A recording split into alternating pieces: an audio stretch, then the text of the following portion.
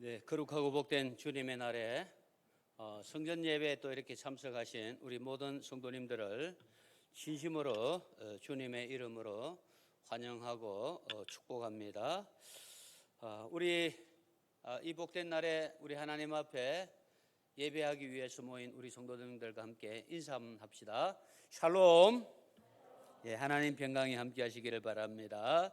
네, 우리 이제 다 같이 요한 3서 2절을 다 같이 암송합시다. 사랑하는 자여, 내 영혼이 잘됨 같이 내가 범사에 잘되고 강건하기를 내가 간구하노라. 아멘. 우리 축복과 생명의 은혜를 선포합시다. 하나님이 함께 하시니 됩니다. 하나님이 능력 주시니 됩니다. 하나님이 은혜 주시니 됩니다. 어려운 시절이지만 우리 하나님 우리와 함께 해주시고 또 은혜로 덮어주시니 모든 것이 잘 될 줄 믿습니다. 이제 우리 다 같이 주악에 맞추어 묵상 기도함으로 주일날 예배를 우리 하나님께 드리겠습니다. 다 같이 기도합시다.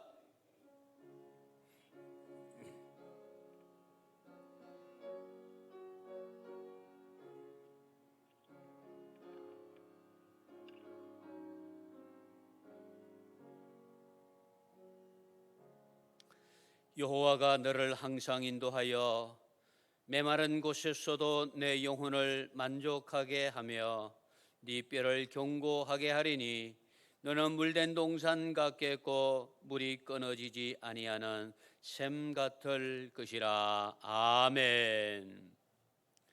거룩하신 우리 하나님, 은혜를 감사합니다.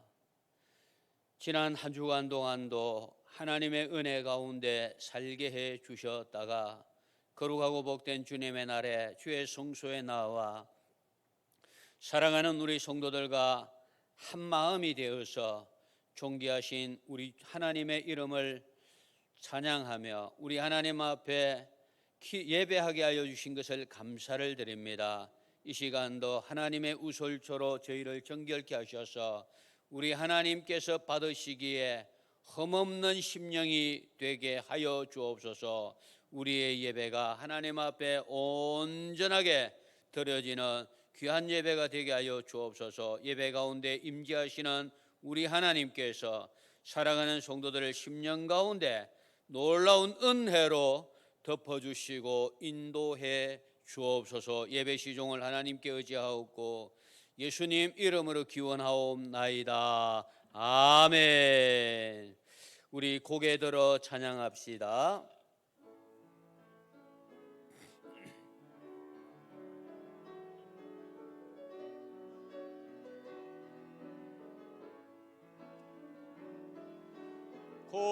고개 들어 주를 맞이해 엎드려 경배하며 찬양.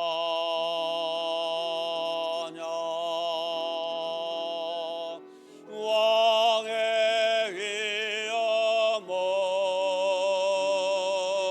신령과 진정한 찬양으로 영광 돌려 만왕의 왕께.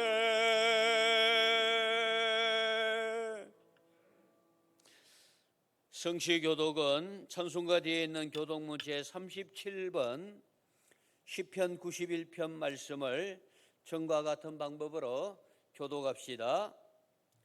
지존자의 은밀한 곳에 거주하며 나는 여호와를 향하여 말하기를 그는 나의 피난처요 나의 요새요 내가 의뢰하는 하나님이라 하리니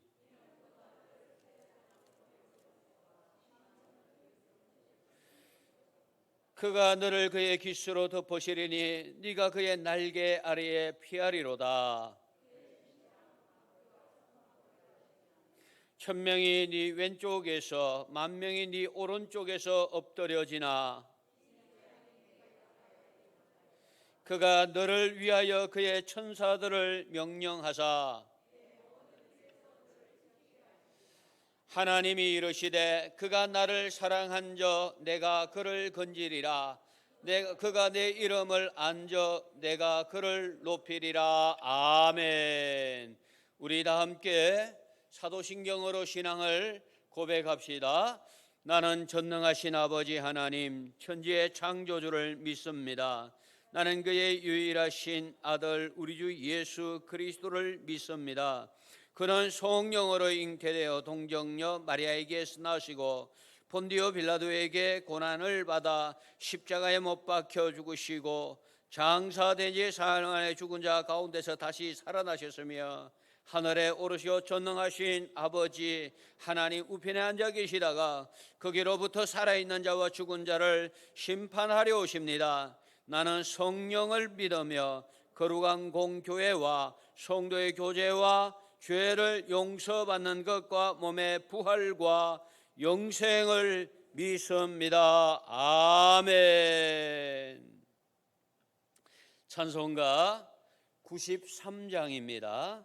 찬송을 부르고 우리를 대표해서 최혜용 장로님 기도 인도하시겠습니다.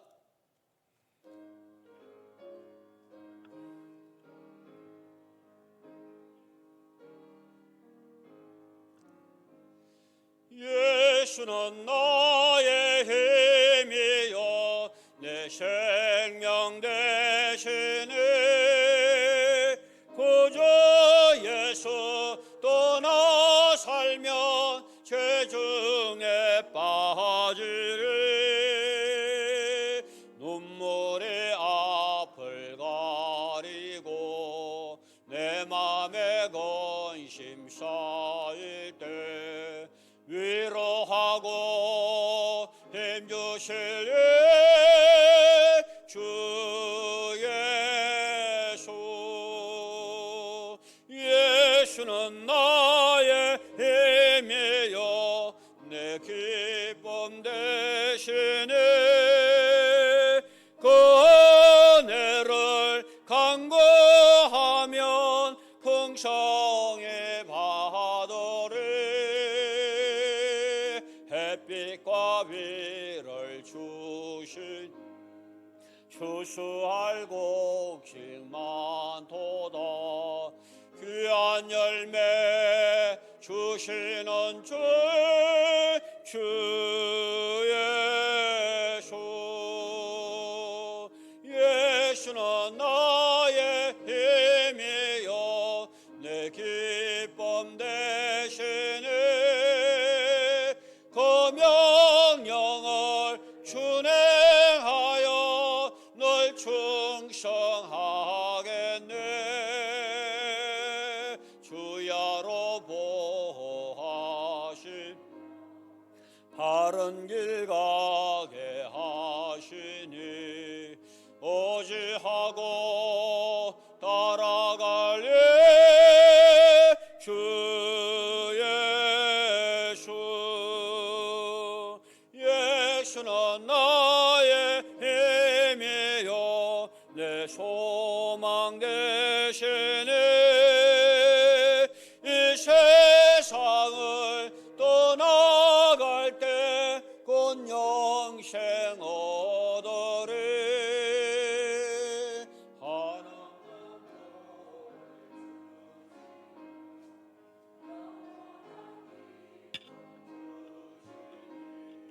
나의 생명 나의 기쁨 주 예수.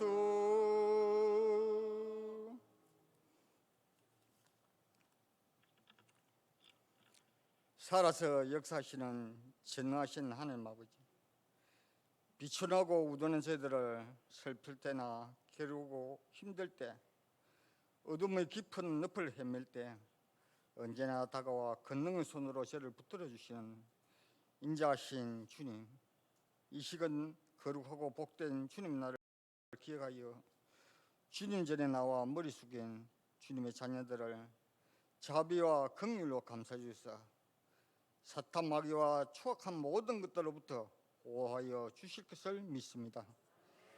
사랑의 주님, 이 시간 우리가 몸과 마음과 정성을 다하여 예배드릴 때 하나님과의 거룩한 교제를 나누는데 방해가 되는 세상적인 걱정이나 잡념을 물리쳐 주시고 신령하고 순결한 마음으로 은혜의 보좌에 나갈 수 있게 도와주시옵소서.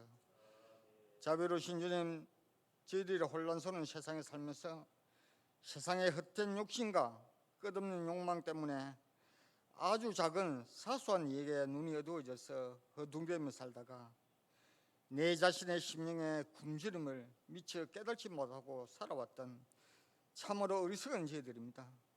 일상의 삶 중에서 주님과 교제의 통로인 기도 중에 부족하고 우둔한 저희들을 경책하시는 세미한 하나님의 음성을 듣게 하시고 주님의 뜻을 바로 알게 하시어 우리 스스로 행함 있는 믿음으로 살게 하시며 그 은총에 감사하며 찬양하는 저희들 되게 하여 주시옵소서. 권능의 주님, 질병으로부터 어려움에 처해 있는 우리 교회의 성도들의 삶을 지켜주시기를 원합니다. 이 시간 머리 숙여 간절한 마음으로 기도하는 성도들 기도를 들어주셔서 코로나라는 질병부터 회복되게 하시고 우리 믿음과 삶이 제자리를 찾아 주님을 찬양하며 감사하는 삶이 되게 하여 주시오며 저희들에게 오셔서 힘들고 어려운 삶 속에서 실망한 이들에게 소망 주시고 답답하고 고난 중에 있는 이들에게 위로와 할 수 있다는 용기 주시며 육신이 연약한 자에게 건강함을 시험당한 자에게는 믿음으로 모든 것을 이길 수 있는 힘 주시기를 간절히 소망합니다. 주님, 오늘도 말씀을 전하실 목사님 강하게 붙들어 주시고 능력으로 함께하여 주시옵소서. 말씀을 듣는 중에 성도들 모두가 아멘으로 하답하는 복된 시간 되게 하여 주시옵소서. 능력의 하나님, 예배 후에는 또다시 한 주간을 혼탁한 세상 가운데서 보내게 되는데 세상의 온갖 유혹에 현혹되지 않고 그리스도인으로서 꿋꿋하게 살아갈 수 있게 하시고 오늘 또 목사님 주시는 말씀의 교훈이 돌아오는 주말까지 큰 힘이 되어서 승리하는 삶, 주님만 찬양하는 삶이 되도록 지켜주실 주님께 감사하며 예수님 이름으로 기도드리옵나이다. 아멘.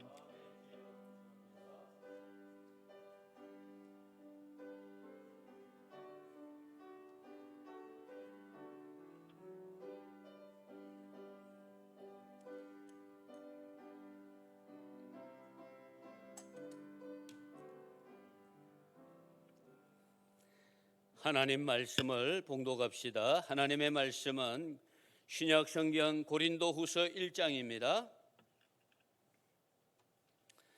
고린도후서 1장 8절에서 11절 말씀. 네, 이제 찾았으면은 우리 합독해서 하나님 말씀을 함께 봉독하도록 하십시다. 형제들아, 우리가 아시아에서 당한 환난을 너희가 모르기를 원하지 아니하노니 힘에 겹도록 심한 고난을 당하여 살 소망까지 끊어지고 우리는 우리 자신이 사형 선고를 받은 줄 알았으니 이는 우리로 자기를 의지하지 말고 오직 죽은 자를 다시 살리시는 하나님만 의지하게 하심이라.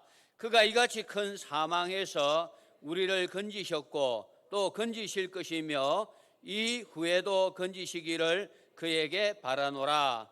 너희도 우리를 위하여 간구함으로 도우라.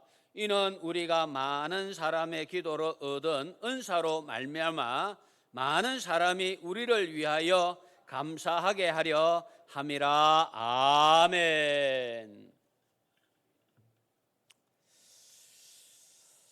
계속 이 행정명령 4단계가 여러분 잘 알다시피 2주간 또 이렇게 연장이 되어졌습니다.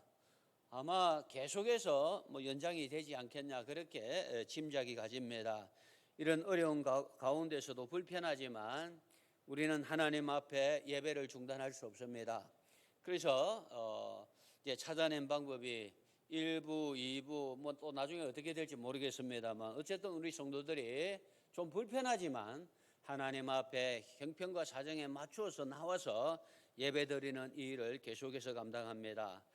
혹시 여러분들 중에 몸이 이렇게 좀 불편한 증세가 나타나면은 집에서도 예배를 드릴 수 있습니다. 우리 하나님께서 우리 중심을 충분히 알지 않겠습니까?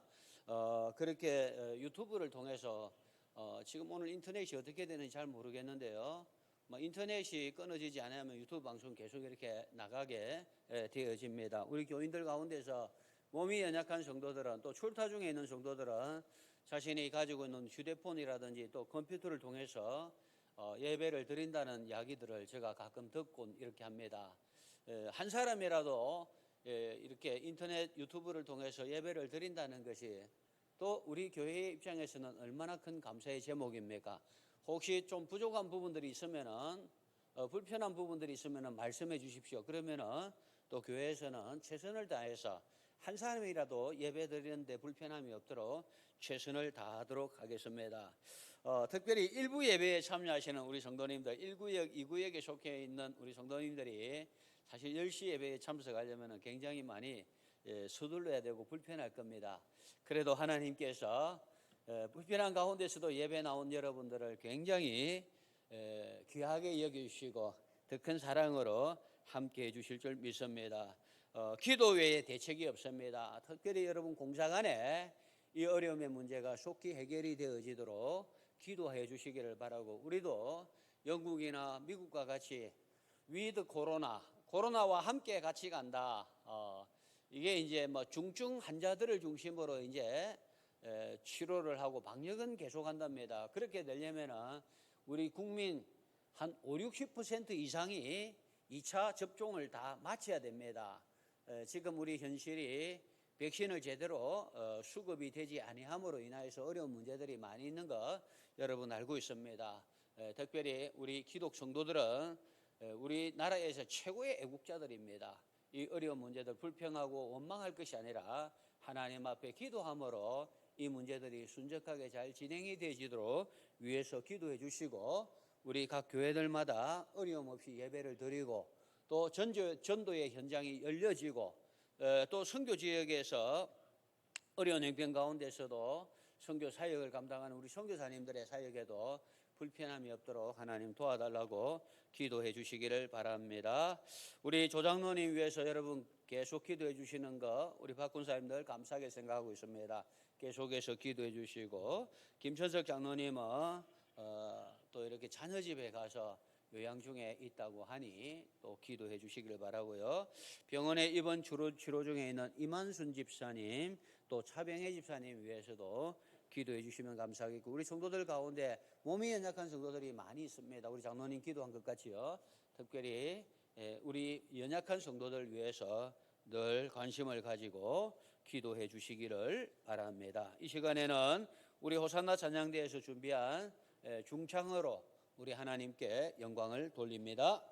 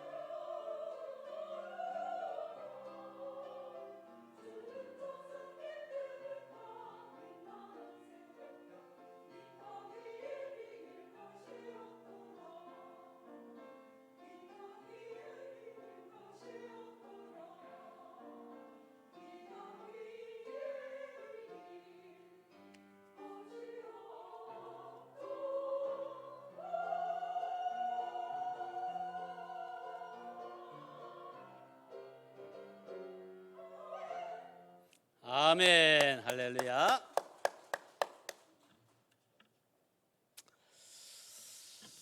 네, 우리가 인생을 살다 보면요, 항상 맑은 날만 있는 것이 아니고 흐리고 비가 오는 날도 있습니다. 어제는 그렇게 비가 많이 왔습니다.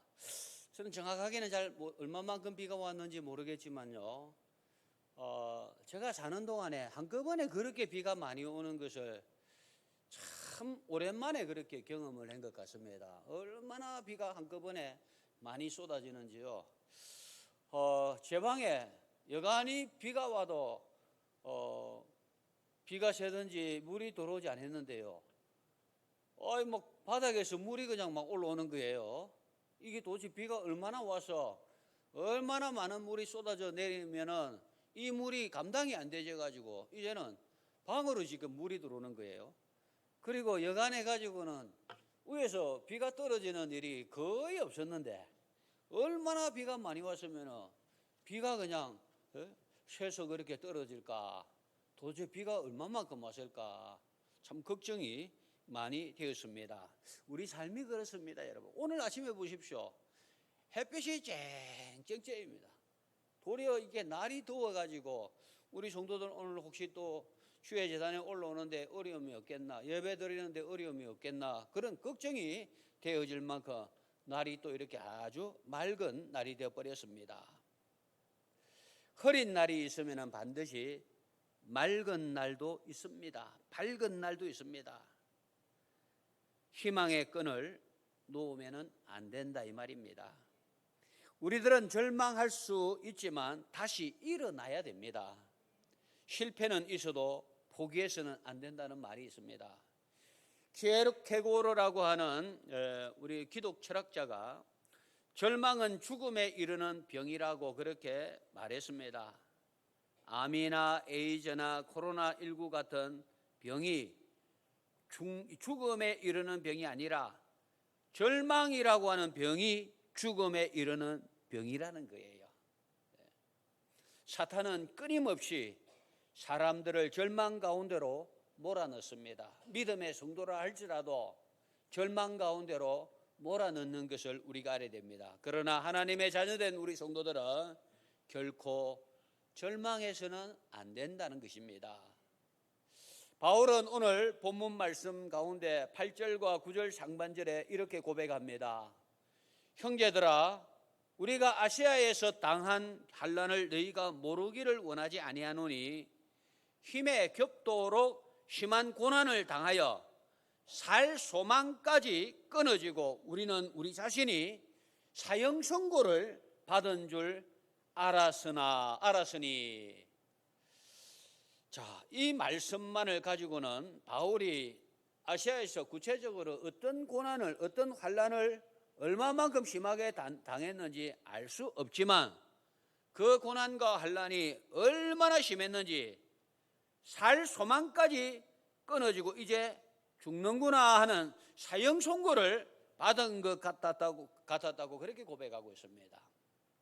여러분, 정말 하늘이 무너지는 것 같은 그런 일들을 경험할 때 있지 않습니까, 여러분? 갑자기 그냥 엉뚱하게 정말 절망의 소식이 내게 확 닥쳐오면 하늘이 무너지는 것 같은 그런 절망감에 사로잡히는 것이 우리 인생입니다. 믿음의 사자 바울도 마찬가지였습니다. 바울은 믿음으로 복음 전하는 정말 열심히 했고 충성스러운 일꾼이었지만 그 바울도 어떤 환난인지 정확하게 표현은 하지 않지만 그 환난 때문에, 그 고난 때문에 죽었구나 이런 생각, 그런 마음이 들 정도로 환난을 당했다는 것입니다. 하나님의 뜻대로 살려 하고 하나님의 복음을 전하려고 하는 바울에게 왜 하나님은 이런 환난을 허락하신 것일까? 참 궁금합니다. 정말 궁금합니다. 왜 하나님은 믿음으로 이렇게 정말 하나님 앞에 충성하려고 하는, 이런 믿음으로 살려고 하는 사람에게 왜 환난을 허락하시느냐 이거예요. 왜 이런 절망을 주시는 것일까? 그것은 곧 인간의 절망이 하나님께로 향하는 희망의 시작이 되기 때문이라. 그렇게 오늘 말씀이 우리에게 말씀해 줍니다. 참 이해하기 어려운 부분입니다. 바울은 그 환난을 다 겪고 그 절망을 다 이겨내고는 하나님께로 향하는 희망의 시작이 인간의 절망이라고 그렇게 고백하고 있습니다. 인간의 절망은 무엇을 의미합니까? 인간의 무능함을 의미합니다. 인간은 자신이 아무것도 할 수 없는 한계 앞에 절망합니다. 인간은 자신의 무능함 앞에서 절망하고 하나님을 향한 믿음이 출발되어진다는 것을 우리는 너무 감사의 제목으로 삼아야 됩니다, 여러분. 아이들먼이라고 하는 사람은 나의 것 예수의 시작이라고 하는 책에 자신의 한계 앞에 어떻게 예수님을 만나 새로운 인생을 시작하게 되었는가에 대한 이야기와 수많은 사람들의 간증을 소개하고 있습니다. 그러나 모든 사람에게 절망은 희망이 되는 것 아닙니다. 절망이 죽음으로 끝나는 사람도 많이 있습니다. 절망이 죽음으로 끝나는 사람들은 절망 속에 희망을 찾지 못한 사람들이라고 말할 수 있습니다. 자포자기하는 사람들. 이것은 예수 믿지 않는 사람들만의 이야기가 아닙니다. 예수 믿는 사람들 가운데서도 절망을 이겨내지 못하고 절망으로 끝나버리는 많은 사람들도 있다는 거예요. 오늘 어려운 형편 가운데서도 거룩한 주일날 주일제단의 성전 예배로 나오신 우리 성도들에게 왜 고난이 없고 왜 절망이 없고 왜 환난이 없겠습니까? 그러나 우리는 그 절망을 이겨내는 하나님의 사람들이 되어야 할 줄 믿습니다. 그 환난을 이겨내는 믿음의 성도가 되어야 할 줄 믿습니다. 인간의 절망은 하나님의 희망의 시작이라는 이 말씀의 아름다운 간증자들이 되어지고 그 말의 증인들이 되어지기를 주님의 이름으로 축복합니다.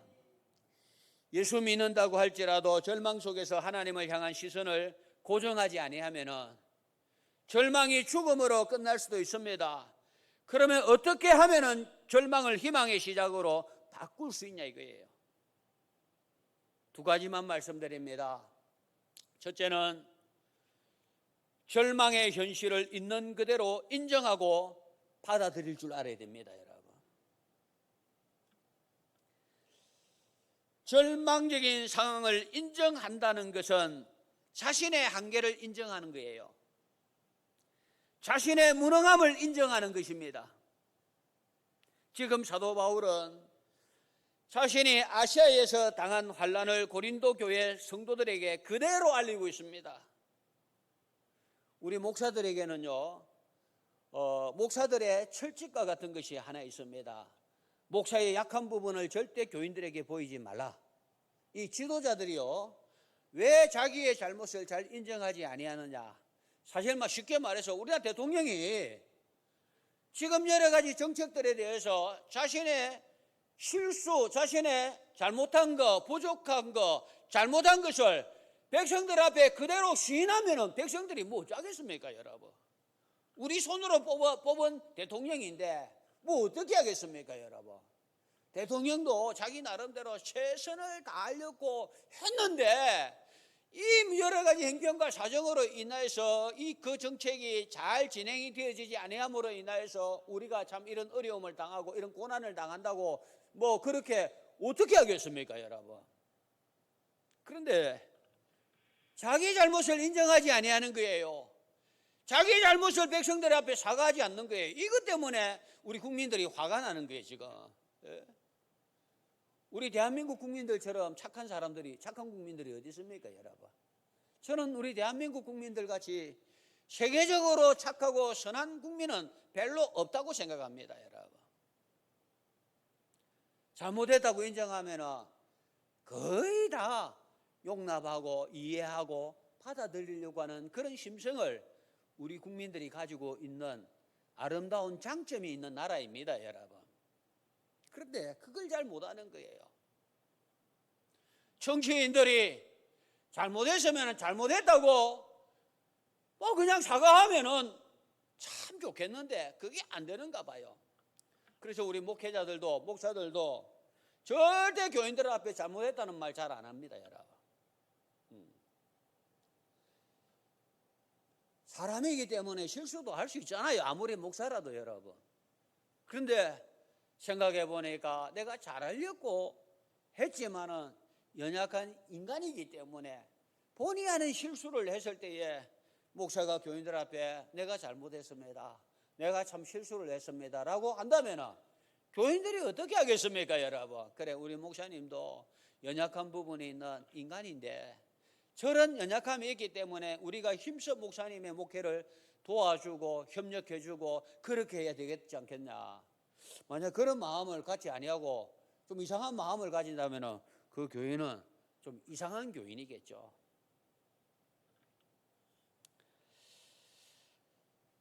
오늘 이 시대의 사람들이 그렇습니다.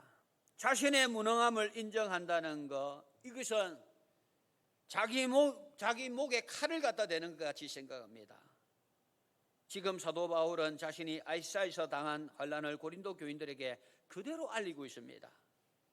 바울은 자신이 당하고 있는 어려움을 소극적으로 숨기려 하지 않고 적극적으로 알리고 있습니다. 인정한다는 것은 생각보다 쉬운 일이 아니지 않습니까? 특별히 잘못했을 때에 인정하고 잘못했습니다, 미안합니다 고백하는 거 쉽지 않습니다.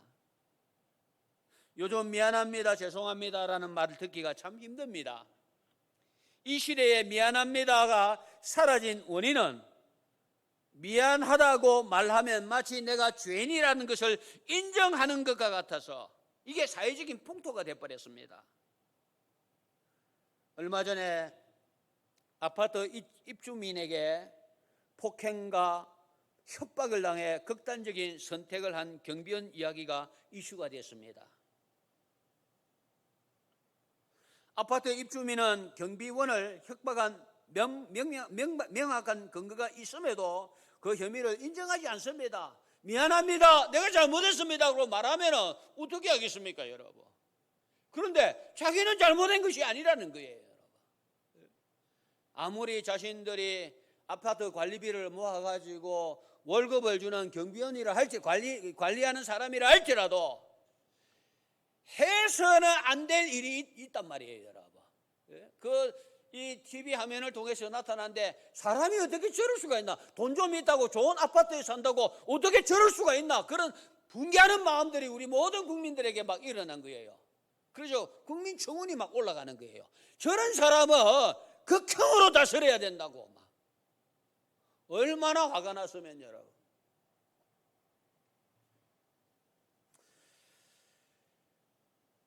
명확한 근거가 있음에도 그 혐의를 인정하지 않습니다. 오늘 이 시대가 여러분. 자기가 잘못한 것이 명확한데도 잘못했다고 인정하지 않습니다. 죄송하다고 말하지 않습니다, 여러분. 일본 정부가 종군 위안부 할머니들에게 명백한 증거와 정인이 있음에도 자신들의 가오를 인정하지 아니하고 사과하지 아니합니다. 오늘 이 시대가 그런 시대입니다, 여러분.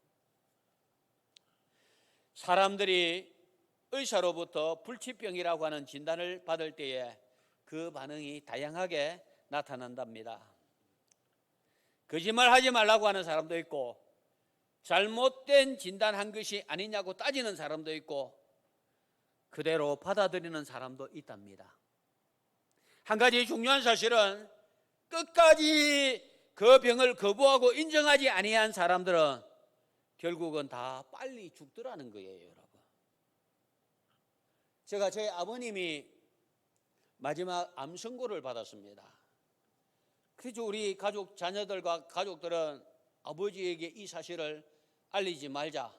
알리면 아는 그 순간에 그냥 위축돼 가지고 더 정말 연약해지지 않겠느냐. 나이가 드신 분들은 암이 와도 그 암이 그렇게 잘 진행이 되어지지 아니한다는 말 이미 우리가 다 알고 있지 않습니까? 그런데 의사는 저에게 아버지 장모님에게 이 사실을 알리라는 거예요.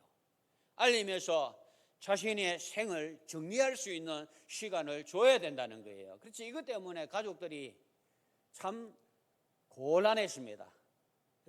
이걸 아버지에게 알리자고 하는 자녀도 있고 이걸 끝까지 알리지 말자고 하는 그런 자녀도 있는데, 요즘 병원에서는 이런 불치의 병이라고 할지라도 환자들에게 다 알립니다. 알리면서 스스로 그 어려움을 이겨내라고.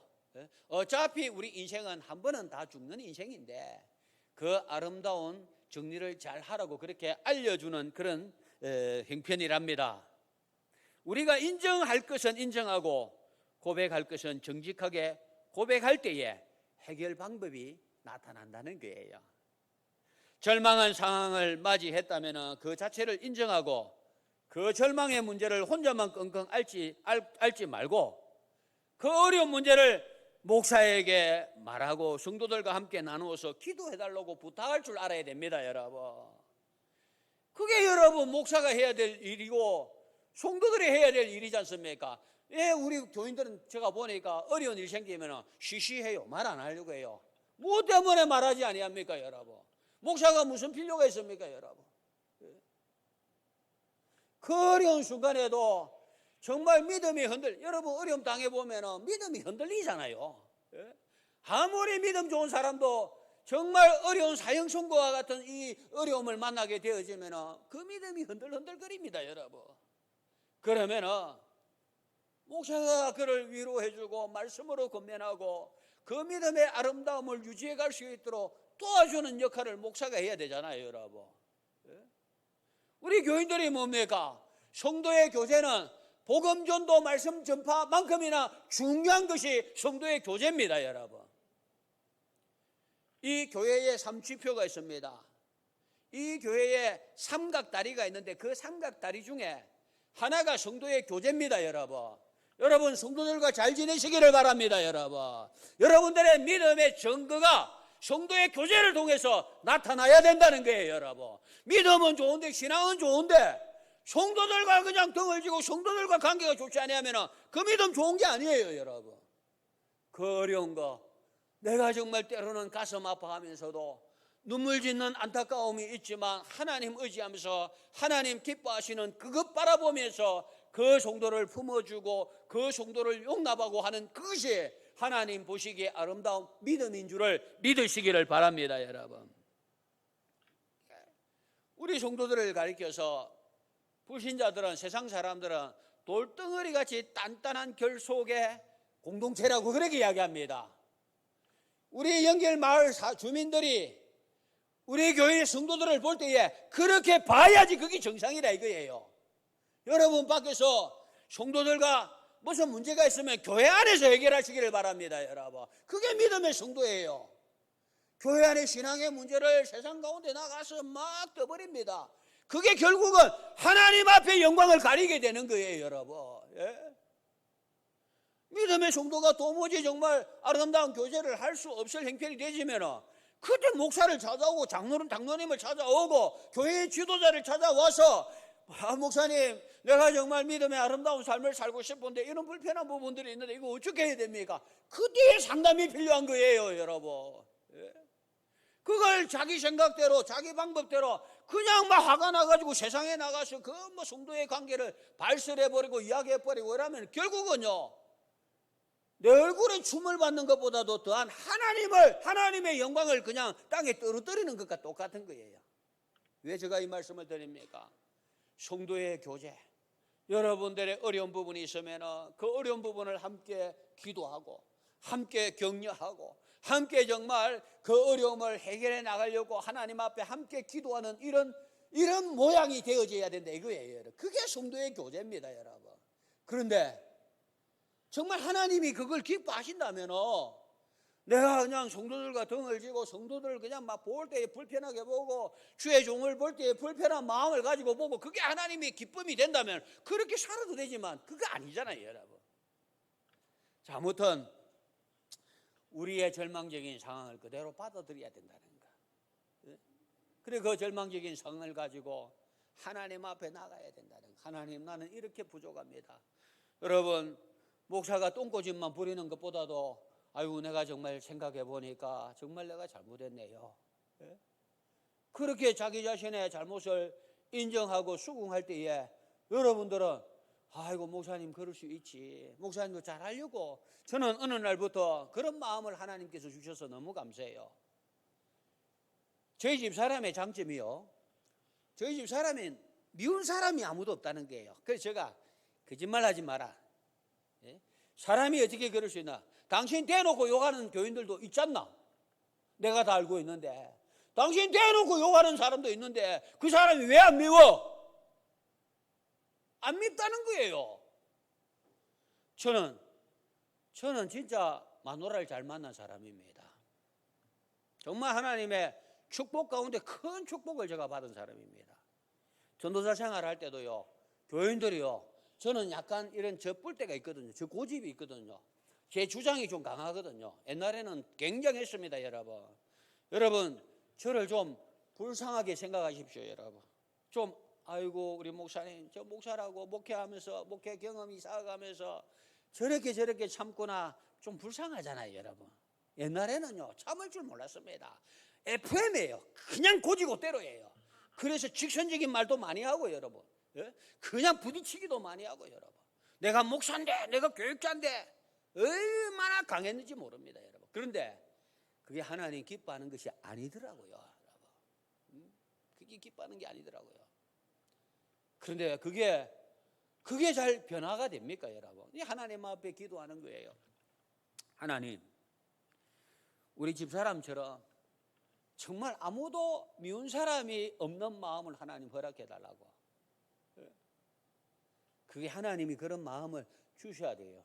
근데 같이 살면은 전염이 되는지 어느 날부터 제 마음도 그렇게, 어떨 때는요 신앙생활 잘 안 하는 사람까지도 안 미워요. 신앙생활 잘 안 하는 사람 목사가 볼 때 얼마나 진짜 믿게 보이겠습니까? 근데 그 사람도 별로 안 미워요, 여러분. 여러분, 세상에 나가서 우리 불신자들 대할 때도 사랑으로 대하잖아요. 여러분도 될지 모르지만은 저는요 가면을 쓰더라도 불신자들, 이웃의 동네 아이씨들, 동네 이런 사람들 만나면 싹 웃으면서, 알도 못하지만 웃으면서 안녕하십니까, 잘 지냈습니까, 요즘 어떻게 지냅니까, 참 힘들죠. 예수 안 믿는 불신자들에게도 친절하게 그렇게 하는데, 같은 믿음의 형제요, 같은 교회에서 신앙생활하는 우리 성도들을 대할 때에 왜 그렇게 하지 못하느냐 이거예요. 왜 그렇게 하지 못하냐 이거예요. 그래서 저는 저 자신을 많이 나무랬습니다. 그러니 어느 날 하나님께서 우리 집 사람에게 주신 그런 마음을 저에게도 주시더라고요. 교인들 보니까요 안 미워요. 안 미워. 교인들 보고 안 미우면요 저는 목회 성공했다 그렇게 생각합니다, 여러분.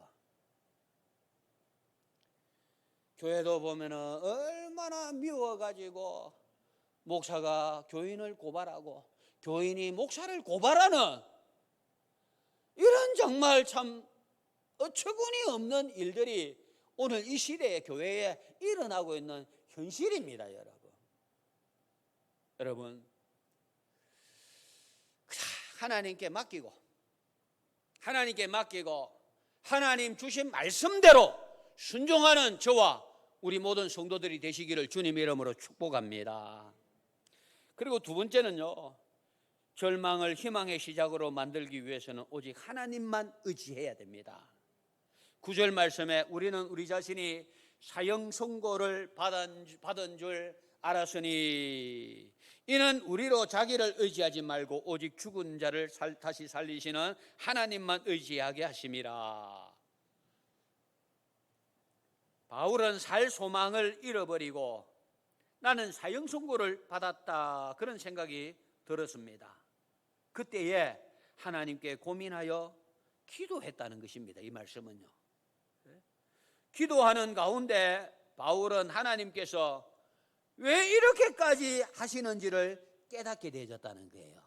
여러분, 정말 이해가 되어지지 아니하는 어려운 문제가 생기면 정말 기도하시기를 바랍니다. 그러면 하나님께서 그 이유를 깨닫게 해 주실 줄 믿습니다. 바울이 그걸 오늘 본문에서 고백하고 있습니다. 어쩌면은 자신의 능력을 의지해서 하나님의 일을 하려고 했는지도 모릅니다, 바울은요.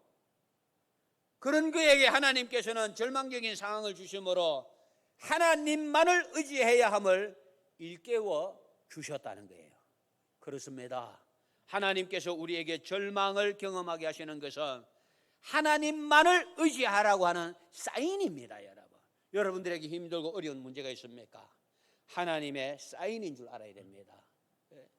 여러분, 이 프로야구를 보면요, 그 평생을 밥 먹고 그냥 공 던지고 공 치고 공 받고 하는 그 일만 하는 이 야구 선수들도요, 자기 마음대로 하는 게 아니에요, 여러분. 감독이 사인을 줍니다. 감독이 사인을 줍니다. 우리나라를 대표하는 유현진이라고 하는 이 야구 선수는 세계적인 선수입니다. 그런데 이 유현진 야구 선수가 공을 던지고 하는데 그냥 자기가 아직 던질 힘도 있고 아직도 자기가 할만하게 그런 가운데 있는데 감독이라고 하는 사람이 선수를 바꿔버리는 거예요. 그러면 속이 부글부글 끓지만 감독이 시키는 대로 해야 되는 게 프로 야구 선수들입니다. 여러분, 우리가 아무리 우리 자신들이 힘이 있고 우리 자신들이 능력이 있다 할지라도 우리는 하나님의 사인, 하나님의 인도하심, 하나님의 지시하심에 우리가 주목해야 됩니다. 여러분, 하나님께서 내게 지금 어떤 사인을 보내주시는가, 그 사인 보내는 것에 집중해야 됩니다. 야구선수들, 운동선수들이요, 감독이 보내는 사인을 무시하고 사인 잘 보지 아니하면요, 그 다음에는 바로 빼버립니다. 여러분, 바로 빼버려요. 우리 주의 백성들이, 주의 종들이 이 어려울 때에 하나님의 사인을 집중해야 돼요. 여러분, 특별히 고난 가운데, 환난 가운데 있을 때에 왜 하나님께서 이런 환난을 내게 허락해 주셨는지 그 하나님의 사인에 집중해야 된다는 거예요. 여러분, 그러면은 그 사인의 대부분이 니 왜 하나님만 의지하지 않느냐 그거예요.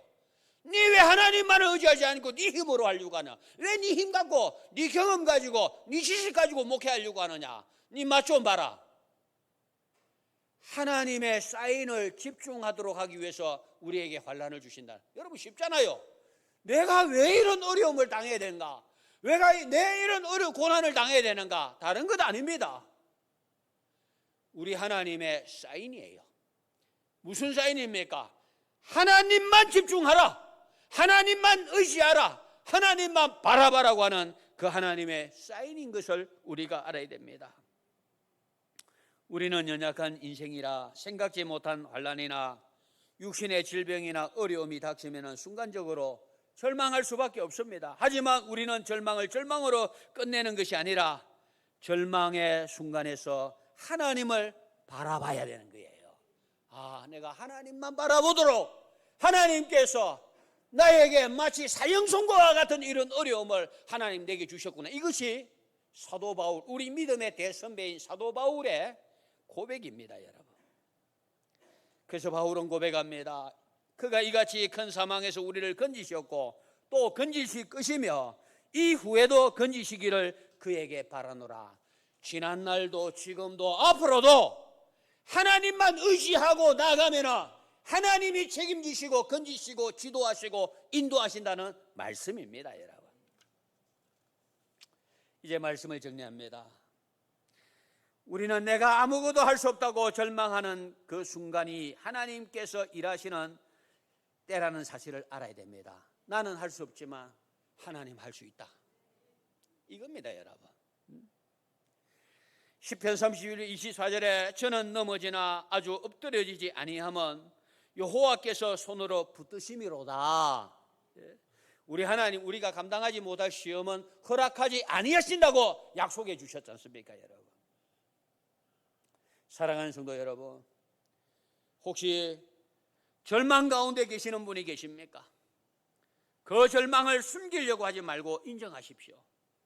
그리고 하나님 앞에 기도하며 목회자에게 기도의 부탁을 하시고 그 어려움의 문제를 성도들과 함께 나누시기를 바랍니다. 여러분들에게 성도들이 내가 이런 어려운 문제가 있는데, 김집사 내가 이런 어려운 문제가 있는데, 이집사 내가 이런 어려운 문제가 있는데 같이 기도해 주면 힘이 되겠다. 이게 교회입니다. 여러분, 이게 교회 아닙니까? 여러분, 우리가 물된 동산을 꿈꾼다는 것이 바로 성도의 이런 아름다운 교제와 나눔이 있는 교회가 되어야 되는 거예요. 여러분, 내게 어려움이 있으면 그 어려움을 우리 집안 가족들과 함께 나누고 그 가족들과 함께 그냥 그 문제 해결해 나가려고 하는 게 가족이잖아요. 그래서 가족은 부끄러운 것도 없어요, 여러분. 불편한 것도 없어요, 여러분. 교인끼리 불편해서 되겠습니까, 여러분? 주의 종들과 성도들의 관계가 불편해서 되겠습니까, 여러분? 우리 기도해야 됩니다. 하나님, 우리가 믿음의 형제 자매 된 것 정말 깨닫게 해달라고요. 그래서 함께 손을 잡고 하나님 앞에 함께 기도합시다. 또 내가 이런 일들을 경험해 볼 때에 집사님, 하나님은 반드시 집사님의 삶 가운데 살아 역사하시는 하나님입니다. 어찌 보면 목사의 설교보다도, 목사의 권면보다도 여러분 성도들의 그 교제가 우리에게 더 큰 힘이 되어질 때가 있다는 사실입니다, 여러분. 우리의 절망이 하나님의 희망의 시작임을 우리가 고백합시다. 하나님, 나는 할 수 없지만 하나님 할 수 있는 줄 믿습니다. 절망은 희망의 시작입니다. 찬송합시다. 찬송가 375장입니다.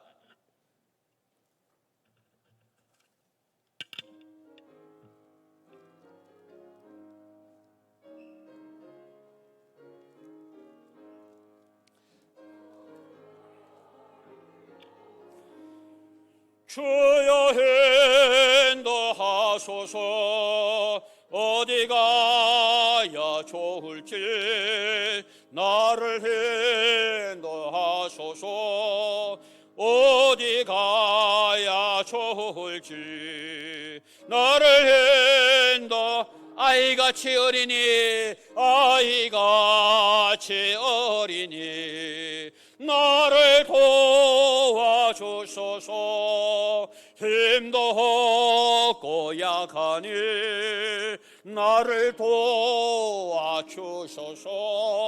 힘도 없고 약하니 나를 도와주소서. 마음심이 슬프니 나를 위로하소서. 오지없이 다니니 나를 위로하소서.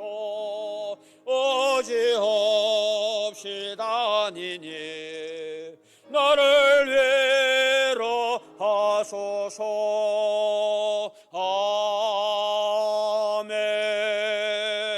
아멘. 한병권 집사님, 박재관 장로님 11조 예물 드렸습니다.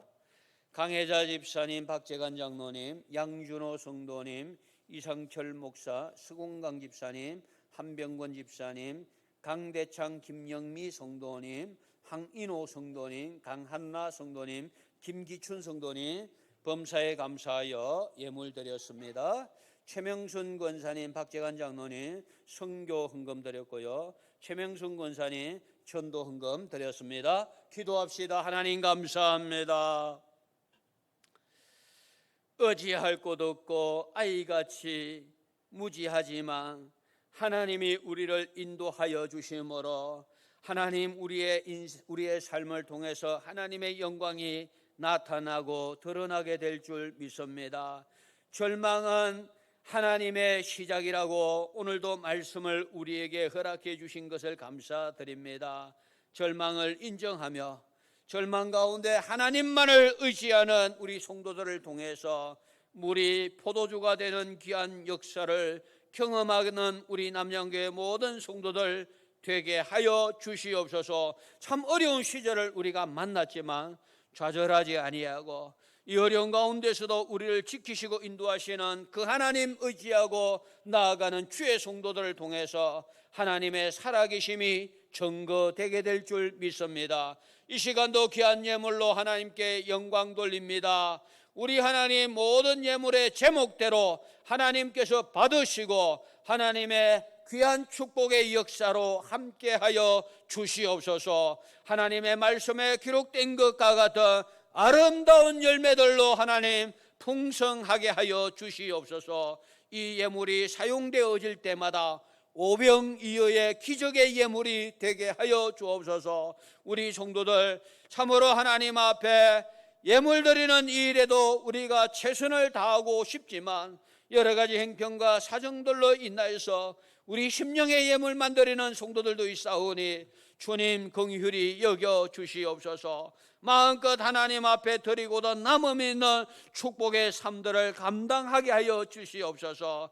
아낌없이 하나님 앞에 헌신하고 하나님 앞에 충성하는 귀한 성도들 하나님께서 책임져 주시고 인도하여 주시고 하나님의 역사 가운데 하나님 주장하여 주실 줄 믿습니다. 저들이 세상 가운데 나아가서 다스리게 하시고 정복하게 하시고 풍성하게 하셔서 참으로 하나님의 영광을 물질의 삶을 통해서도 마음껏 감당해 낼 수 있는 우리 남양교회 모든 성도들 되게 하여 주옵소서. 연로한 노모님들 하늘 소망으로 든든하게 하여 주시고 자라는 복된 생명들 다음의 믿음의 세대가 되기에 부족함이 없게 하여 주시며 새벽이슬 같은 주의 청년들이 벌떼와 같이 일어나게 하옵시며 성도들의 가정을 지키시고 성도들의 생업을 지키시고 성도들이 속해 있는 직장과 학장을 축복하여 주시옵소서. 코로나로 인하여서 위축되어 있는 모든 세상 가운데서 빛으로 소금으로서의 역할을 감당하게 하시며 축복의 통로가 되게 하시고 물가의 신규 나무와 같은 귀한 성도들의 삶이 되게 하여 주옵소서. 연약하고 병약한 성도들 이 시간도 치료하시는 여호와 라파의 손으로 만져 주시옵소서. 좋은 병원을 허락하여 주시고 좋은 의사들을 허락하여 주시고 좋은 약을 하나님 허락하여 주시옵소서. 기도하며 참으로 기름을 바르는 이 일들에 하나님의 손길이 함께하여 주시옵소서. 오늘 주신 말씀을 붙잡고 그 육체의 연약한 가운데 낙심하고 절망하지 않게 하시고 도리어 하나님 앞에 기도하고 하나님을 더 의지하는 성도들이 되게 하여 주시옵소서. 주시옵소서. 하나님의 귀한 역사가 저들의 연약함을 통해서 나타나게 될 줄 믿습니다. 하나님 우리를 도와주시옵소서. 코로나로 인하여서 우리 성도들 극한 어려움을 당하지 않게 하시고 도리어 아버지 하나님의 이 코로나로 인하여서 믿음의 아름다운 정거의 기회로 삼게 하여 주시옵소서. 이 땅의 모든 교회들을 하나님의 능력의 장중에 붙들어 주시옵소서. 참으로 주님이셔 우리 창원시에 속해 있는 540여 교회를 하나님 일어나게 하여 주시옵소서. 우리 창원시가 행복한 도시가 되게 하시고 우리 경상남도가 하나님의 축복을 받는 도시가 되게 하시고 우리 대한민국이 하나님 앞에 붙들림 받는 귀한 나라가 되게 하여 주옵소서. 감사를 드리옵고 구주 예수님 이름으로 축복하며 기도드리옵나이다. 아멘.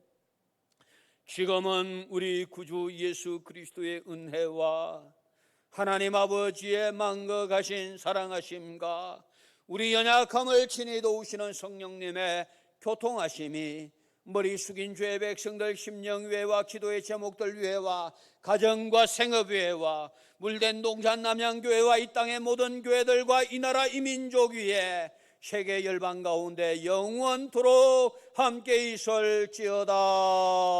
아멘. 아멘.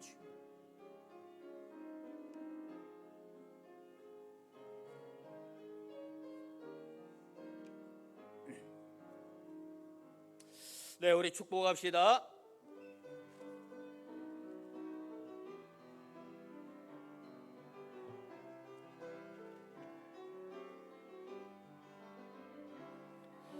주님 너를 항상 인도하시니 메마른 땅에서도 너를 만족시키리. 너는 물된 동산 가게고 마르지 않는 생가들이. 너는 물된 동산 가게고 마르지 않는 새가들이. 축복합니다. 네, 저는 오늘 시간이 많이 가서 이 자리에서 여러분들에게 인사드리겠습니다. 한 주간도 평안하시고 어려운 가운데 승리하시기를 바랍니다.